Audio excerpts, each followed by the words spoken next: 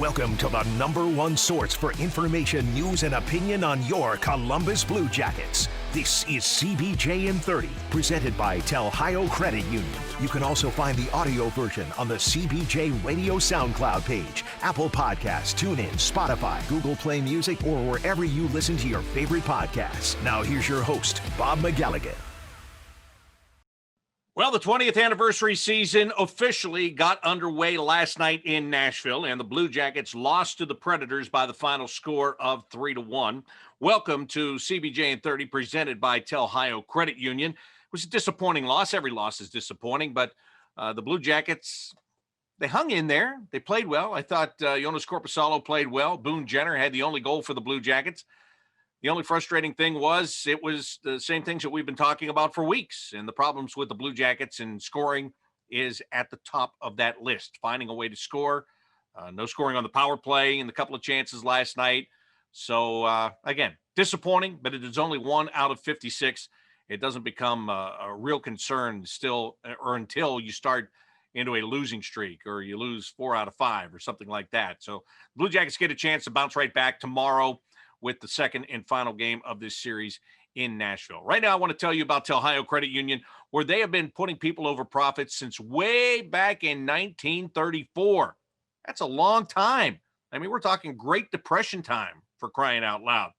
That's when they started with the policies that they have today. And that's what has made them so great. And it also brings up this question for you. Why settle for a normal bank when you have a credit union that is going to put you first? What's different about a credit union?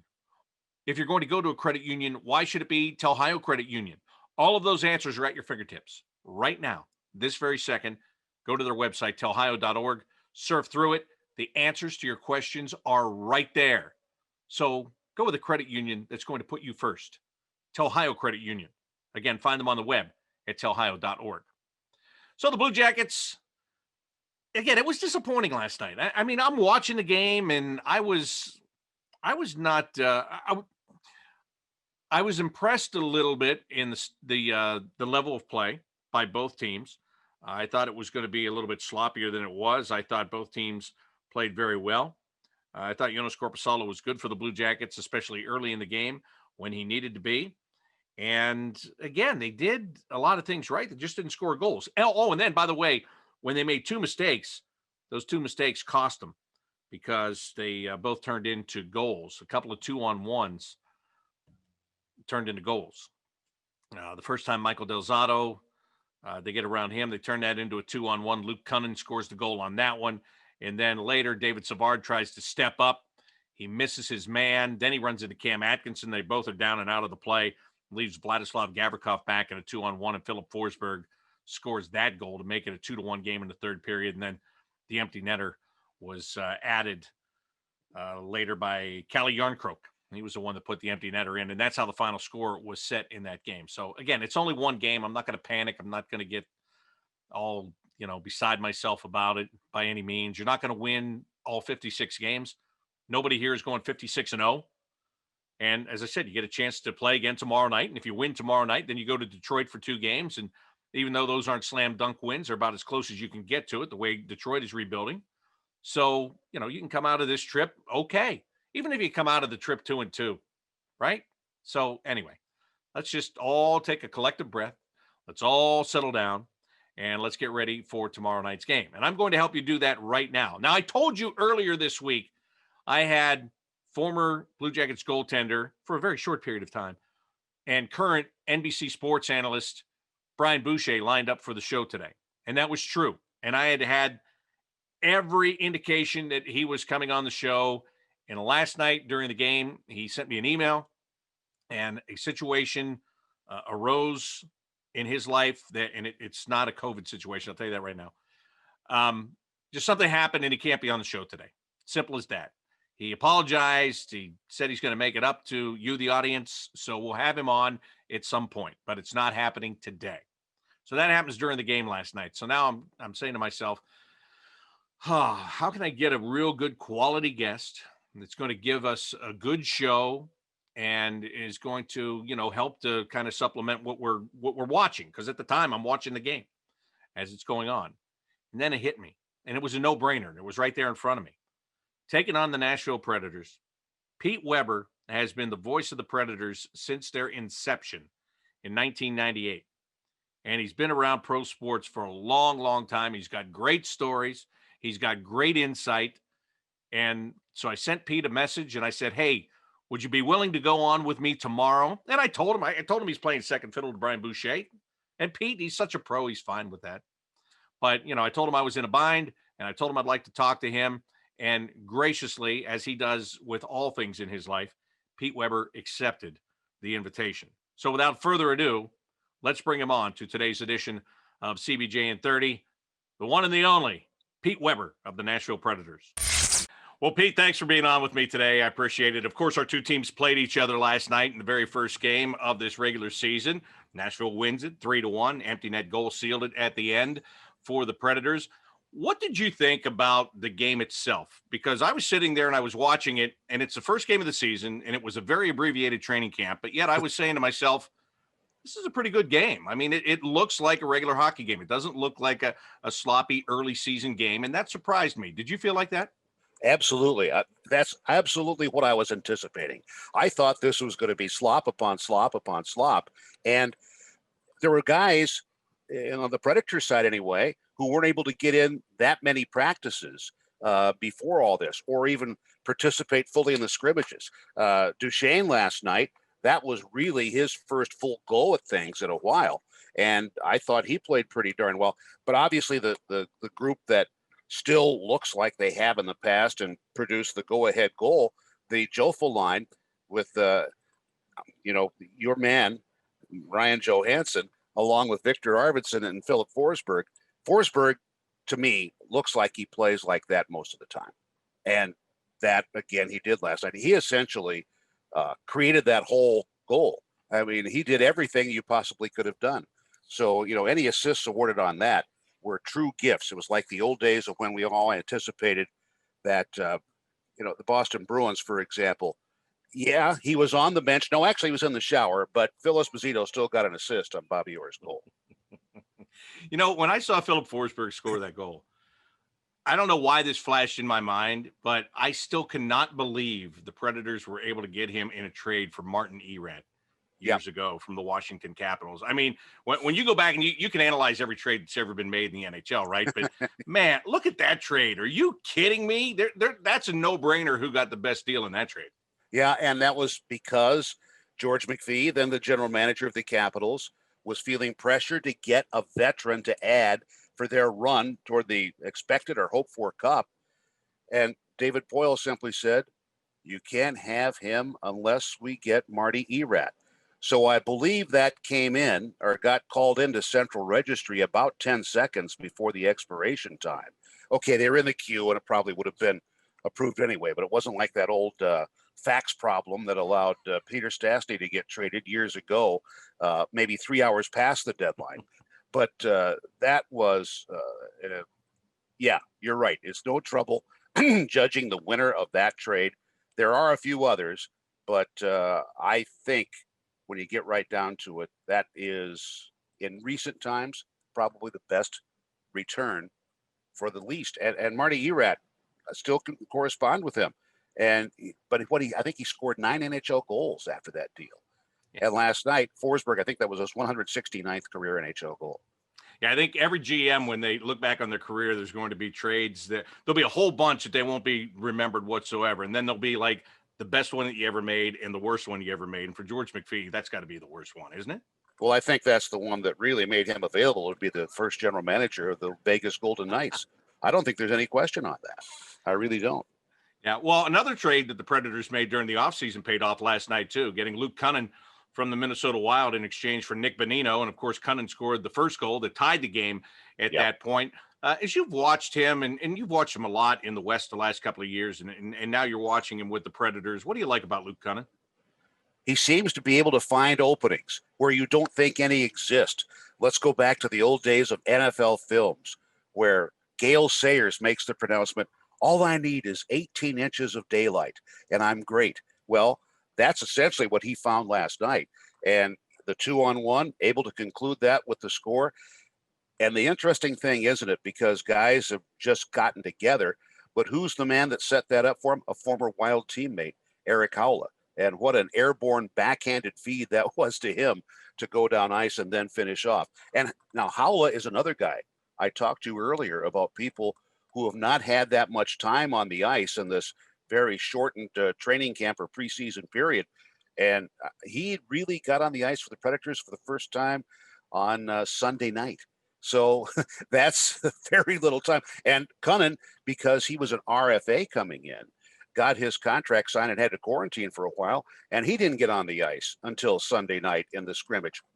So I guess this is that great argument. Maybe these training camp things that everybody seems to want to go up to 3 months just to get everybody perfectly ready, maybe they're unnecessary.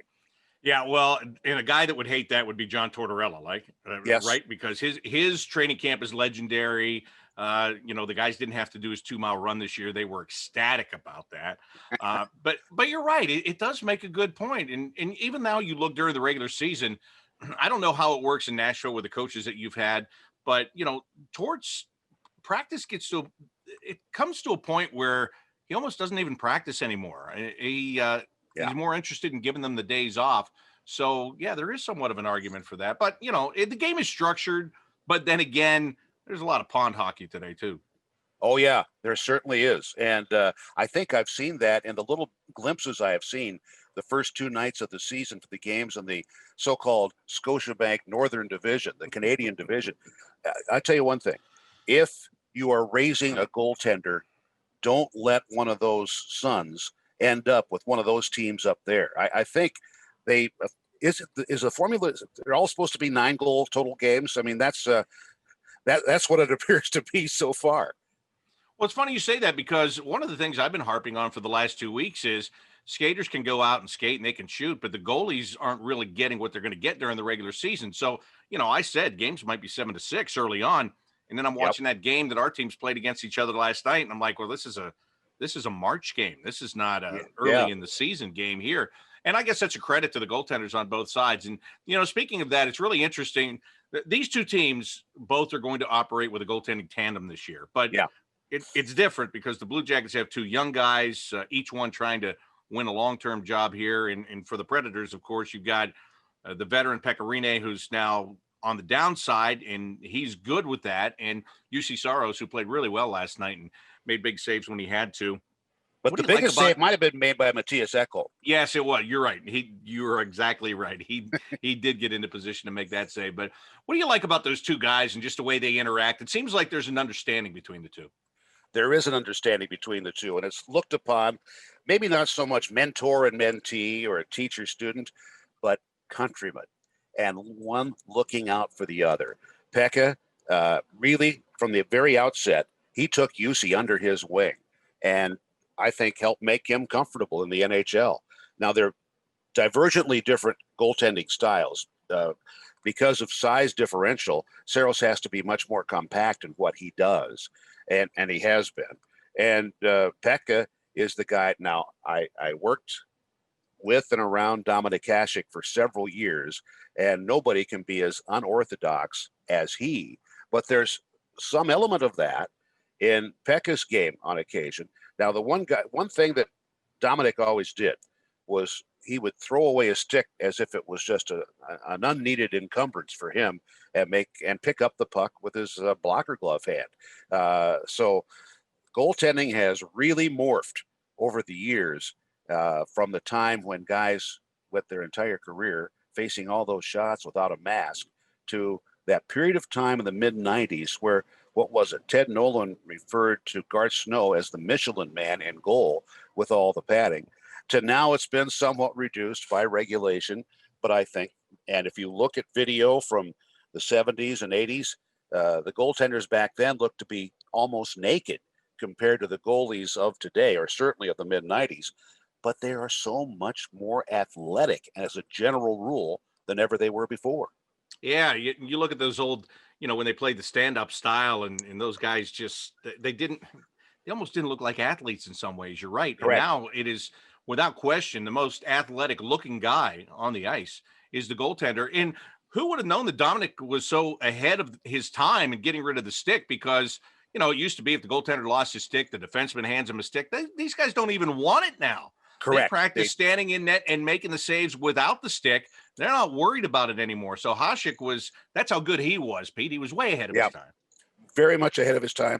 Excuse me. I'll never forget the night with Edmonton coming into the odd in Buffalo, and Doug Waite breaks in all alone. Hasek already, I think, was in the process of having lost his stick. He got down on the ice in a snow angel, and he made a melon save on Doug Waite off his helmet, and he was fully intended to do that. It wasn't as if that was his last resort entirely, but that's what he wanted to do. And I think from that point onward, he was really the goaltender who got into the heads of the other teams, maybe more than anybody else. Yeah, pardon the pun, got into the heads, right? Yes, exactly. Hey, let me ask you what your opinion is on the way the NHL is set up this year. Of course, the Blue Jackets and the Predators are going to play again tomorrow night in the second game of their 2-game series. That is going to be commonplace this year. Most times you play somebody, it'll be in back-to-back games. You're like me. You've got a baseball background to you. I kind of like this. I really wish we were traveling because you can go into a city and settle in for a couple of days instead of being in and out within a matter of hours. But how do you think this is going to set up? A lot of people say, oh, it's going to create animosity. The teams are going to be sick of playing against each other, and it'll lean toward old time hockey. I'm just not so sure of that because I don't know if today's player has that same type of mentality. I mean, yeah, they're going to get agitated. They'll get sick and tired of playing against other guys, but I don't know if that'll morph into, 2-3 fights a game or anything like that. But what do you think about the way this schedule is set up? Do you like this format? Well, I think number one, it makes great sense going through this COVID pandemic because it restricts the amount of miles teams have to travel. And we're restricted anyway with our division, though, with the Florida teams that maybe adds a little bit more mileage than we might ordinarily have. But I remember I earned my gray hair because I was working with the Los Angeles Kings back in the late 70s, early 80s, when the WHA merged with the NHL. And all of a sudden, and we were traveling commercially, I remember jumping on the same flight with the Edmonton Oilers when we were playing a home and home, the same commercial flight to fly up to Edmonton after playing in Los Angeles on a Saturday before a Sunday game. And what was at that point in time, it was not Skyreach Center, but its earlier incarnation as a name. But then you come into what's going on now, and to play 2-game series. So Winnipeg was always a 2-game series from that time forward, especially when the West Coast teams went up there to play. I just think it makes sense. Number one, I don't think anybody in the financial offices of any of these teams think it's wise to make 4 trips into a city when you can cut it down to 2, be much more economical on the usage of your resources, and then get these games in. And is it going to be like old time hockey? Are we getting back to the days of the original 6 when you played every other team 14 times? And it seemed like every other weekend it was Blackhawks Canadians, and it was Bruins Rangers. So they don't have to worry about that necessarily because to what you cited, the mentality of today's player. Maybe this scheduling will change that later on, but that's just something we have to wait and see. But I think economically and to cut down the travel, I think it's going to help actually a great deal. And I wouldn't be surprised if when normalcy returns, they might be thinking about what happened this season and maybe try to incorporate that. I hope they're thinking about taking Seattle and sticking them in that Canadian division and keeping things the way they are. I like this setup. I really do. And for the Blue Jackets, it brings you back to your roots when you first started in the league, right? With the Red Wings and the Predators and the Blackhawks. And then it mixes in the Florida teams. And okay, Pete, I'm being selfish because once travel returns, we get to go to Florida more than we do now. That would be great. But seriously. I thought you were going to tell me Winnipeg. Yeah, that's right. Okay. But just the setup to it is, look, I have no problem with the Buffalo Sabres taking the Blue Jackets spot in the Metro division because that's a tough division. Let them deal with that. Let them try to figure out how to get the personnel to compete over there. But I do like this, and it makes a lot of sense. And like I said, for our franchise, it brings us back to where we were when it all began. What was it like when there were only reports of what the divisions were going to be? What was it like there in Columbus when it appeared it was going to be Pittsburgh in with what has turned out to be the Central Division now. And St. Louis and Minnesota were suddenly dealt out. It looked like Dallas was going to go back to playing a West Coast schedule as they had.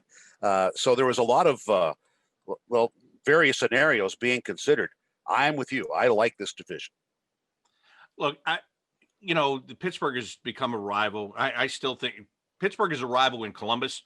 People in Pittsburgh don't look at Columbus as a rival, and that's just because you haven't had enough wins against them in the playoffs yet for that to happen. That's just honest. But yeah, I don't know. I don't think it was. I didn't hear a lot of buzz about it and how big a deal it was not to be in with the Penguins.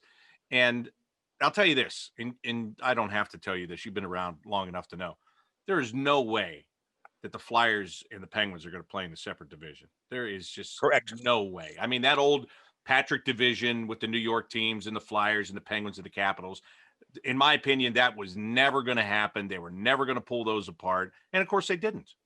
Why don't they rename that division the Bus Division? Because those clubs are so close and clustered together. Or the train together. division anyway. The train division. Yeah. Very well could be. Yeah. So, but yeah, I agree with you. I like this. It'll be interesting to see. And look, where the Red Wings are, where the Blackhawks are right now, nothing's a guaranteed win in the NHL, but at least going into it, there are certain teams that you have to focus on, I would think. And 4 are going to make the playoffs. And I think teams like Nashville and Columbus feel pretty good about that. Yes, I think they have to. And I think that the way things will play out is going to be, we're going to test everybody's taxi squad, right? Because these games all bunched together, what is it, 115 days, 116 days, and 56 games, not much recovery time for whatever injuries might occur or for the, and I'm going to knock on Formica here and hope it's not, COVID situations that mess things up. Yeah, I agree with you on that. Hey, the coaching situation in Nashville was stable for so very long with Barry Trotz there. And then once Barry went out, and then all of a sudden you got Peter Laviolette there for a while. Now John Hines is in there as the head coach. What's it been like for you? I mean, you've been there since the beginning, and you and Barry Trotz were together for so long, and now all of a sudden you've had to deal with a couple different guys in a shorter period of time. Yes, and here's the other thing. Nashville in pro sports, the NFL came here the same year the Predators started in 1998. Think how these fans here in Middle Tennessee thought coaches lasted almost a lifetime here. Yeah. Barry Trotz left after 2014. Jeff Fisher lasted only slightly less long. And really, when you consider the fact that he had started with the team in Houston as a head coach in 95, it was like, not realizing what the shelf life of some coaches might be. Even when a guy thought he was stable in Philadelphia with the Eagles, things get changed up. So this, the changeover, I mean, it was the Winter Classic in Dallas and go down and have a 2-0 lead and lose 4-2 to the Stars, then go out west immediately after that and win a game in Los Angeles, but lose a tight one in Anaheim. And on the flight home, evidently, and I still don't have confirmation on this, word got to Peter Laviolette that he was done because he did something at that point in time that he had never done. He went back in the plane to talk in the player section with some of the guys.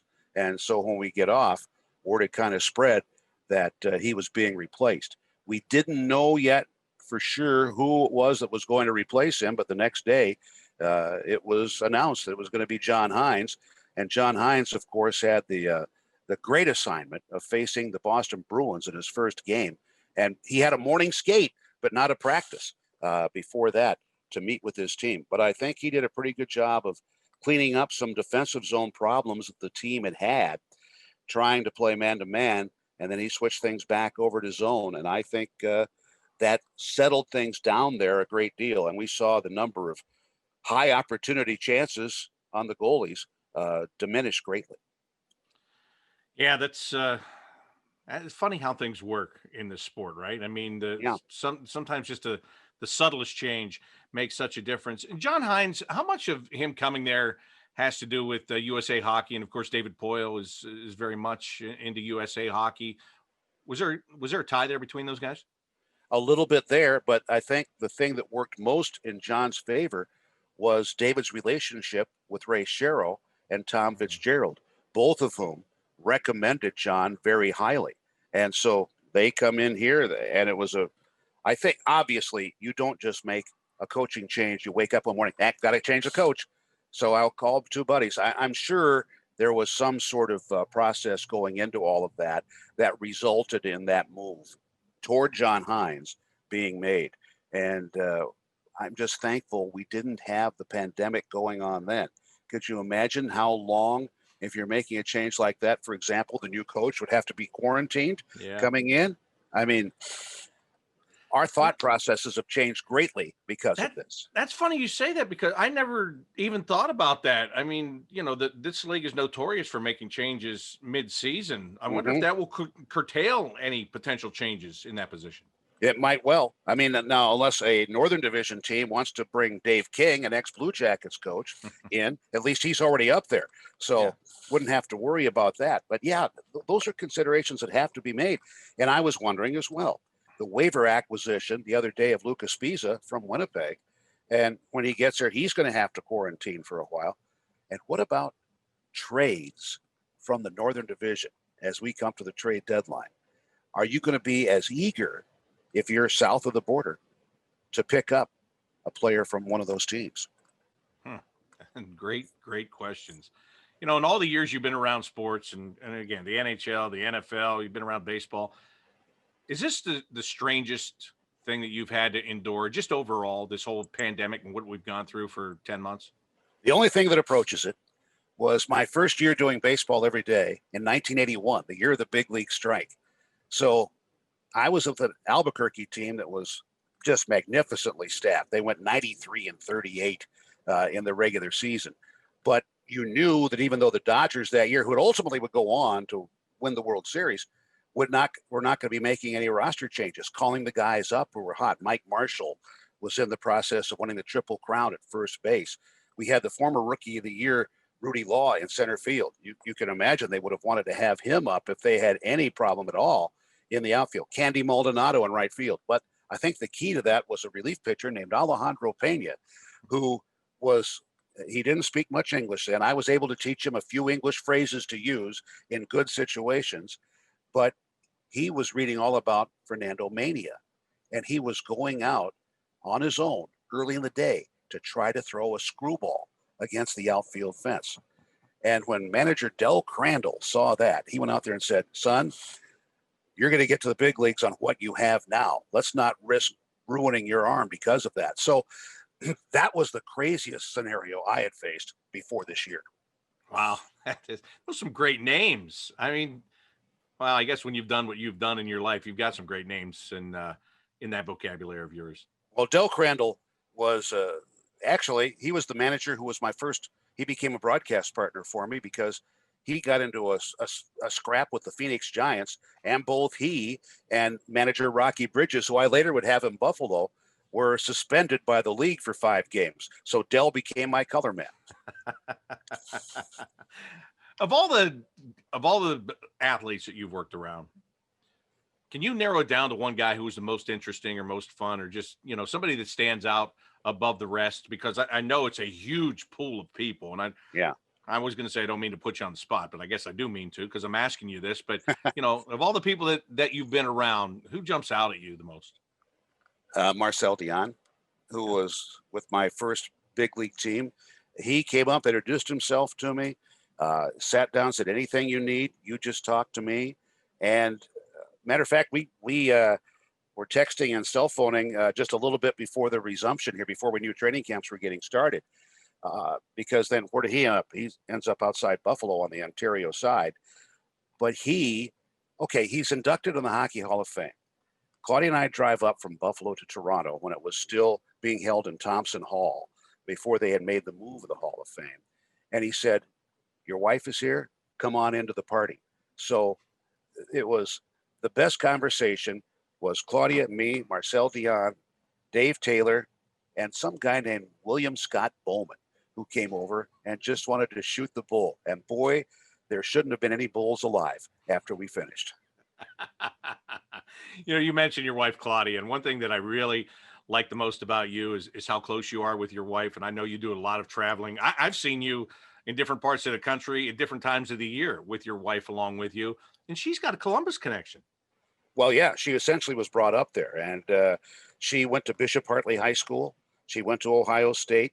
And do you want another name to tie in here? Sure. We're at a charity dinner in Buffalo for a fundraiser for Children's Hospital that we were doing with the Buffalo Bills Women's Club. At our table was one Orenthal James Simpson. O.J. Simpson was sitting at our table, and he looks across at Claudia and goes, "Is that an Ohio State ring you have on there?" She goes, "Well, yes, O.J. Remember the year you won the Heisman Trophy and we beat you in the Rose Bowl?" I mean, but you see, O.J. had a sports bar in Buffalo where I did a weekly sports talk show. So we were accustomed, and I've still got a memorable post-AFC championship game interview with him when the Bills beat the Raiders 51-3 to go to their first Super Bowl. And O.J. clearly was the star of that. You know, another thing about you, Pete, and as I said earlier, you've been in Nashville ever since it began there. But I spent those 10 years in Syracuse doing baseball and hockey. And I know that every time I go to Buffalo, there are few names more revered in the broadcasting industry in Buffalo than the name of Pete Weber. And I know you still have a very close, I think in some ways you're probably still more popular in Buffalo than you are in Nashville. And that would be crazy to even think, but they just love you there. What are you in? You're in the Baseball Hall of Fame there, right? Yeah. Went in there. Actually, my first summer here, they called me back to go into that. But I tell you, that was the town where I was able to hone every skill I use today because I did so many different things. I cobbled together so many freelance gigs at the start.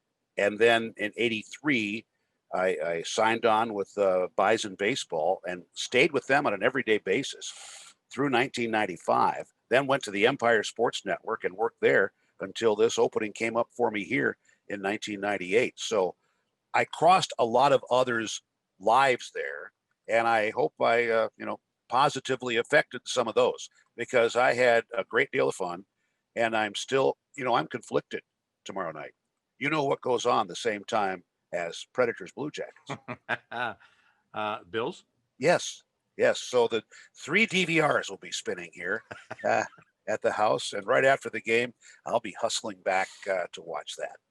Oh, that's great. And it's great that you still feel that way about that city. And, I guess when you've taken those treks like we have, and of course yours is on a higher level on the way to where you are now than mine was, but you really do find that appreciation for those places that allowed you to become who you are, don't you? Yeah. And the same actually for me are much the same, but it was a briefer period of time. I put in about 20 years in Buffalo, but 3 years in Los Angeles. But the guys, the off-ice officials there, Bob Miller there. I mean, Nick Nixon, who took my place when I left to go to the Seattle Supersonics. We are all together. Jimmy Fox, who was a player when I was there. We still tell old stories, mostly about our old general manager, George McGuire, who was as crusty a guy as I ever have run into in my life in any endeavor. As a matter of fact, the forum portrait of George McGuire is in my room next door here to my office because we had such a wonderful relationship. How many guys? I'm sorry, I got to take my tongue Okay. out of my cheek. Oh. I got to take my. Okay. Perfect.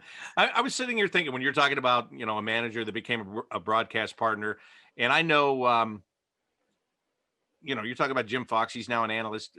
How many guys did you work with, whether they be former players or whether they be broadcasters? How many guys have you worked with that are now in the major leagues and are doing a job? They're working with a team. They have their own team that they're working for, or they're doing network or whatever, because I can imagine that list is probably long. Well, off the top of my head, Greg Brown, the voice of the Pirates now, was with me in Buffalo, working both Bison games and Buffalo Bills games. So when we share, Marv Levy stories, we both can smile about those. Marv is still, and we're not traveling this year, but when I would go to Chicago, I always was getting in touch with him, and literally know how the worlds cross over. Marv Levy is a great friend of Ryan Sandberg. How? when Marv was with the Chicago Blitz of the USFL, that was when Ryan was having his MVP season for the Chicago Cubs. So they get together as great friends, and they are co-owners. There are some other partners of Harry Carey's restaurants in Chicago. So that's just fascinating to me. And then I saw Ryan Sandberg when he came and was a manager at the AAA All-Star Game reunion in Buffalo. Okay, so that would have been in 2013, and he was he tells great Marv stories, and most people do. But Marv took over for Hank Bulla as coach of the Bills. The team really ran for the bus one afternoon in Tampa Bay to get rid of Hank Bulla, and then that forces Bill Polian to bring in his old Chicago Blitz buddy, Marv Levy, as head coach. And boy, what a story that turned out to be. Wow. Yeah. What a legendary coach. Do you still have the relationships with coaches and players today that you did back in the day, or how different is that now? Well, if we continue along these ways in the pandemic, I probably won't. Right. But yes, I do. Yes, I maintain those relationships. And I think that one of the best I have in baseball really is Terry Collins, who was our manager in Buffalo for 3 years. And a few years ago, I went to the then almost brand new Citi Field just to renew acquaintance. And the stories we told, we probably should have been arrested. And I know the New York media probably wish that too, because that's all we were doing in the room with this pregame availability one day. All right, I'm going to ask you about one more guy that you have crossed paths with, and I'm going to ask you about that because he's now a Blue Jacket, and we saw him make his Blue Jackets debut last night, and that's defenseman Michael Del Zotto, who spent a little bit of time in Nashville with you, and I understand is still a guy that you've stayed in touch with even after he moved on and bounced around the league a little bit. And it wasn't so much me reaching out; it was he in St. Louis last year. He was scratched for a game, and he made sure to come up to the press box. And here we are again. I hate to say this, if PETA is part of your listenership on this podcast, we were shooting bulls again, right? And so when the trade was made for him with the Rangers, and I loved your stories with John Tortorella on your previous podcast talking about young Michael Del Zotto and seeing how he is now matured. But he is a kid that the Predators got because they wanted to balance right and left. And it was very interesting to me because Del Zotto plays either side very well. But they wanted to get a left side defenseman because they had an overabundance. Can you imagine an NHL club saying this? An overabundance of right shooting defensemen. So Kevin Klein goes to the New York Rangers. Michael Del Zotto now is still playing.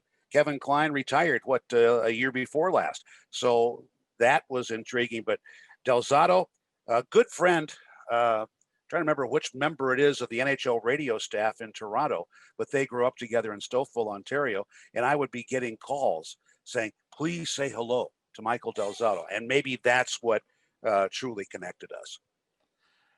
I was just sitting here thinking when you were telling that story about him searching you out, I think one of the greatest honors as a broadcaster is when a former player that you've worked with searches you out just to say hello to you. And it happened to me last year in Toronto. We had a guy named Ryan Caldwell who played in Syracuse, and I haven't seen this guy in more than a decade because I've been here in Columbus. And he had just gotten a job as a scout with the Winnipeg Jets, and he came to find me and just to say hello after all of those years. And I take that as I don't know how you feel about it, but that's what makes me feel good about what I do. That those players, even when they move on, they still look at you as somebody that was fair, somebody that was a friend to them when you worked together, wherever that was. And to me, that's one of the most special things about the game, whatever the game is. Yeah, exactly. And, there's a guy that probably, as I utter his name, I don't know if it's a curse word at Columbus or not, but Matt Barnaby is like that with me too. So I hear from him quite a bit, and it's still hard for me to think about Matthew Barnaby Jr. Playing the game now at Penn State. Yeah. Well, and his dad tweets about him a lot, so that's good. Yes, right? He does. Yeah. And of course, there's people in Columbus probably figure that Matt Barnaby Sr. should be in State Penn rather than his son playing at Penn State. We got to end on that. I mean, that's a high note. Speaking of that, you have Dan High Note now in Nashville, and Todd Richards. I mean, So you got the former The head coach, and former cross-pollination is assistant coach. amazing, isn't it? Yes, it is. It's crazy. It's crazy. And there's still 7 games left between the two teams this That's year, right. and that doesn't even count if both of them would make the playoffs, and maybe there's more. So One other Pete, theme to keep in mind, though, yeah, Bob, and I hate to prolong this for you, but it appears a pattern has developed. When the Washington Capitals are going to hire another head coach, they want one who would coach the Predators. yeah. Barry Trotz and now Peter Laviolette. Is that the formula in Washington? Well, I don't know, but I'm sure we're going to find out, because that's the way the coaching carousel goes in the National Hockey League. That Pete, it does. it's so great to talk to you. I appreciate it. We've actually talked a couple of times this week leading up to the first game, and now to have this conversation is great. I miss you, buddy. I wish I was in Nashville and I could see you face to face. I wish you were coming to Columbus this year, but Me too. hopefully we'll cross our fingers and hope that's back to normal in October. Yeah, we got it. We got to hope for that, and maybe we'll put a Peloton in your hotel room too. It would just gather dust, man. Torts will ride his Peloton in his room, and I would actually, social media video would be good with that, wouldn't it? Wouldn't it? I mean, you talk about viral. I wonder if it's one of those ones that has a screen on it where the person talks back to you, because I Yeah. would love to hear what Torts would have to say to that person. Or if he could wire it, if you will, if that's the right terminology, whereby you conduct your interview with him, Oh, yeah. coming at him through that feed. Yeah. All he's got to do is put his phone up there somewhere. Yeah. It'd be very easy. Maybe I'll talk to him about that. But Okay. it's not going to be after a loss. I'll tell you that right now. No, but tell him I suggested it. I will tell him that you suggested it. Yes. I'll yes. tell him. I'm going to talk to him. I'm going to talk to him on Sunday evening, and I'm going to tell him right away. Next time you go to Nashville, Pete Weber said, you got to mount that phone and do the interview while you're on the bike. Yeah, and that's what I want, because one of my all-time great talk show interviews was with the late coach of the Tennessee Lady Vols, Pat Summitt. Yeah. And we're going, Pat, you seem short of breath. Oh, I'm doing the Stairmaster now.